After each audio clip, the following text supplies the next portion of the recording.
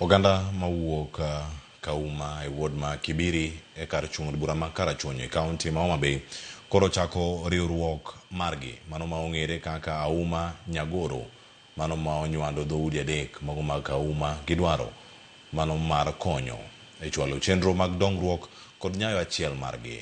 Riwruok mar Auma Nyagoro ma oting'o dhoudi adek ma Kauma mano magin Kanyongo, ntiere machielo Kawadhgone kod Koyugi, maduto yudore e ward ma Kibiri ka otelo kod jaduong' John Jackton Nyang'.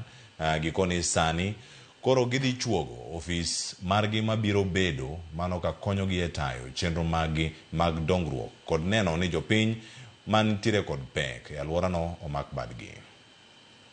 Mondo wabed gi dongruok mopogore opogore nikech dhano moriwore ema nyalo gerore. Koro wawinjore kawuono ni wadhi bedo gi ofisno madhi pango weche mag dongruok mag Auma Nyagoro. Mwayudo ni koro wadwa bedo gi development mar somo mag nyithindo koluwore gi seche machalo kamagi.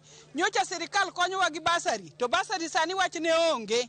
Koro waneno ni mondo wariwre kamoro achiel mondo mi wagone nyithindwa rambe, mondo mi wayud kaka mine waloko ohala, mondo mi ohala ni support nyithindo, mondo nyithindo odhi nyime gi somo, mondo nyithindo yud tich.